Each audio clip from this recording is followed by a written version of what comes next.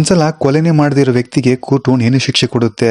ಒಬ್ಬ ನಿರಪರಾಧಿ ಶಿಕ್ಷೆಗೆ ಒಳಗಬಾರ್ದಂತ ಒಬ್ಬ ವಕೀಲು ನೋಡಿದ್ರೆ ಪ್ರಾಣ ಕೊಟ್ಟು ವಾದಾಡ್ತಿದ್ದಾರೆ. ಆಗ ಕೋರ್ಟ್ ಬಾಗಿಲಿಂದ ಒಬ್ಬ ವ್ಯಕ್ತಿ ಒಳಗ್ ಬಂದು ವಾದ ಮಾಡ್ತಿದ್ದಂತ ವ್ಯಕ್ತಿ ಕೈಗೆ ಒಂದು ಚಿಕ್ಕ ಪೇಪರ್ನ ಕೊಟ್ಟು ಹೋಗ್ತಾರೆ. ಆಗ ವಕೀಲು ಕೊಟ್ಟ ಚಿಕ್ಕ ಪೇಪರ್ನ ಓದಿ ನೋಡಿ ಸೈಡ್ ನಲ್ಲಿ ಇಟ್ಬಿಟ್ಟು ಮತ್ತೆ ವಾದಾಡಕ್ಕೆ ಸ್ಟಾರ್ಟ್ ಮಾಡ್ತಾರೆ. ಕೊನೆಗೆ ಆ ವ್ಯಕ್ತಿ ನಿರಪರಾಧಿ ಅಂತ ಪ್ರೂವ್ ಮಾಡಿ ಕೇಸ್ನನ್ನು ವಿನ್ ಮಾಡ್ತಾರೆ ಆ ವಕೀಲು. ಇದನ್ನ ಗಮನಿಸ್ತಿದ್ದಂತ ಜಡ್ಜು ಆ ವಕೀಲ್ನ ಕರೆದು ವಾದ ಮಾಡ್ತಿರ್ಬೇಕಾದ್ರೆ ಒಬ್ಬ ಚಿಕ್ಕ ಪೇಪರ್ನ ಕೊಟ್ರಲ್ಲ ಅದು ಏನಂತ ಕೇಳ್ತಾರೆ. ಅದಕ್ಕೆ ಆ ವಕೀಲ್ ನೋಡಿದ್ರೆ ನನ್ನ ವೈಫು ತೀರೋದ್ರಂತ ನ್ಯೂಸ್ ಬಂತಯ್ಯ ಅಂತ ಹೇಳ್ತಾರೆ. ಇದನ್ನು ಕೇಳಿ ಶಾಕ್ ಆದಂತ ಜಡ್ಜು ಯಾಕೆ ವಾದನ ಕಂಟಿನ್ಯೂ ಮಾಡಿದ್ರಿ, ಬಿಟ್ಟು ಮನೆಗೆ ಹೋಗ್ಬೋದಿತ್ತಲ್ಲ ಅಂತ ಹೇಳಿದಾಗ ಆಗ ವಕೀಲು ಹೌದು ವೈಫ್ ತೀರೋದ್ರು, ನಾನು ಹೋದ್ರು ಏನು ಚೇಂಜ್ ಆಗೋದಿಲ್ಲ ತಾನೆ ಅಂತ ಹೇಳಿ, ಆದ್ರೆ ಇಲ್ಲಿ ಬಿಟ್ಟೋದ್ರೆ ಒಬ್ಬ ನಿರಪರಾಧಿ ಅನ್ಯಾಯವಾಗಿ ದಂಡಿಸಲ್ಪಡ್ತಾನೆ ತಾನೆ, ಇವನಾದ್ರೂ ಕಾಪಾಡೋಣ ಅಂತಾನೆ ನಾನು ವಾದ ಆಡೋದನ್ನ ನಿಲ್ಲಿಸಲಿಲ್ಲ ಅಂತ ಹೇಳ್ತಾರೆ ಆ ವಕೀಲು. ಯಾರಪ್ಪ ಮನುಷ್ಯ ಅಂತ ತಾನೇ ಕೇಳ್ತಿದ್ದೀರಾ, ಯಾವ ಮನುಷ್ಯನಿಗೆ ಇಷ್ಟು ದೊಡ್ಡ ಸ್ಟ್ಯಾಚ್ಯೂನ ಇಕ್ಬಾರ್ದಂತ ಜನರೆಲ್ಲ ಹೇಳಿದ್ರು, ಅದೇ ಮನುಷ್ಯನಾದ ಸರ್ದಾರ್ ವಲ್ಲಭಾಯ್ ಪಟೇಲ್ ಅವರು.